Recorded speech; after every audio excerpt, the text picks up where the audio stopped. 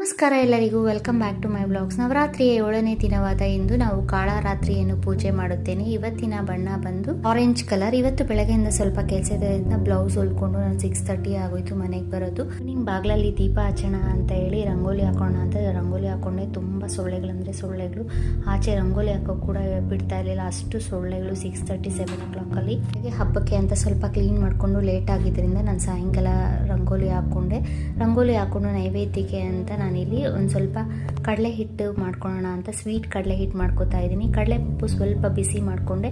ಕಡಲೆ ಪಪ್ಪು ಮೆತ್ತಕ್ಕಿದ್ರೆ ಚೆನ್ನಾಗಿರಲ್ಲ ಅಂತ ನಾನು ಸ್ಟವ್ ಹಚ್ಚಿ ಸ್ವಲ್ಪ ಬಿಸಿ ಮಾಡ್ಕೋಬೇಕಷ್ಟೇ, ಅದು ಕ್ರಿಸ್ಪಿ ಆಗಲಿ ಅಂತ.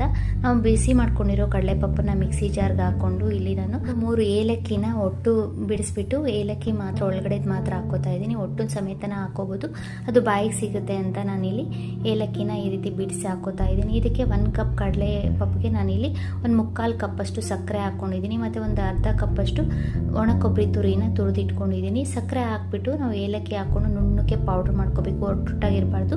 ನುಣ್ಣಕ್ಕೆ ಪೌಡ್ರ್ ಮಾಡಿಕೊಂಡ್ರೆ ಸ್ವೀಟ್ ಕಡಲೆ ಹಿಟ್ಟು ರೆಡಿ ಆಗುತ್ತೆ. ಇದಕ್ಕೆ ನಾವು ತುರಿದಿಟ್ಕೊಂಡಿದ್ವಲ್ಲ ಒಣ ಕೊಬ್ಬರಿ ತುರಿನ ಲಾಸ್ಟಲ್ಲಿ ಮಿಕ್ಸ್ ಮಾಡಿಕೊಂಡ್ರೆ 5 ನಿಮಿಷದಲ್ಲಿ ನೈವೇದ್ಯಕ್ಕೆ ಈ ರೀತಿ ಸ್ವೀಟ್ ಕಡಲೆ ಹಿಟ್ಟು ರೆಡಿ ಆಗುತ್ತೆ.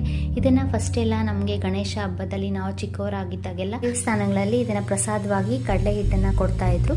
ಅದೇ ಕಡಲೆ ಹಿಟ್ಟಿದು ವಿತಿನ್ 5 ಮಿನಿಟ್ಸ್ ಈ ನೈವೇದ್ಯಕ್ಕೆ ನಾವು ಪ್ರಸಾದನ ಮಾಡ್ಕೋಬೋದು. ಬೇಗ ಆಗುತ್ತೆ ಮತ್ತು ಟೇಸ್ಟು ಸಹ ತುಂಬ ಚೆನ್ನಾಗಿರುತ್ತೆ. 3 ಇಂಗ್ರೀಡಿಯೆಂಟ್ಸ್ ನಾವು ಈ ರೀತಿ ನೈವೇದ್ಯಕ್ಕೆ ಪ್ರಸಾದನ ರೆಡಿ ಮಾಡ್ಕೋಬೋದು. ತುಂಬ ಕೆಲಸ ಇದ್ದಾಗ ನೈವೇದ್ಯಕ್ಕೆ ಪ್ರಸಾದನ ರೆಡಿ ಮಾಡೋಕ್ಕೆ ಟೈಮ್ ಇಲ್ಲದೆ ಇರುವಾಗ ಈ ರೀತಿ ನಾವು 5 ನಿಮಿಷದೊಳಗಡೆ ಈ ನೈವೇದ್ಯಕ್ಕೆ ಪ್ರಸಾದನ ರೆಡಿ ಮಾಡ್ಕೊಬೋದು. ದೇವ್ರ ಮನೆಯಲ್ಲಿ ಫೋಟೋಗೆಲ್ಲ ನೆನ್ನೆ ಇಟ್ಟಿದ್ದೆಲ್ಲ ಹೂವನ್ನೆಲ್ಲ ತೆಗೆದು ಹೊಸ ಹೂವು ಇಟ್ಟು ಆ ಧೂಳೆಲ್ಲ ಕ್ಲೀನ್ ಮಾಡಿಕೊಂಡು ನಾನು ದೇವ್ರ ದೀಪ ಹಚ್ಕೊಂಡು ಪೂಜೆ ಮುಗಿಸ್ಕೊತಾ ಇದ್ದೀನಿ. ಹೊಸಲಲ್ಲಿ ದೀಪ ಹಚ್ಚಬೇಕು, ಸಂಜೆ ಹೊತ್ತು ದೀಪ ಹಚ್ಚೋದ್ರಿಂದ ತುಂಬ ಒಳ್ಳೆಯದು. ಸೊ ಸಂಜೆ ದೀಪನ ರೆಡಿ ಮಾಡ್ಕೊಂಡಿದ್ದೆ, ಆ ದೀಪನ ಹಚ್ಬಿಟ್ಟು ನಾನು ಇಲ್ಲಿ ಪೂಜೆ ಮುಗಿಸ್ಕೊಟ್ಟೆ. ಇವತ್ತಿನ ಪೂಜೆ ಮುಗೀತು. ಅಮ್ಮನವ್ರನ್ನ ಪೂಜೆ ಮಾಡೋದ್ರಿಂದ ಮನೆಯಲ್ಲಿ ಸುಖ ಶಾಂತಿ ನೆಮ್ಮದಿ ನೆಲೆಸಿರುತ್ತೆ.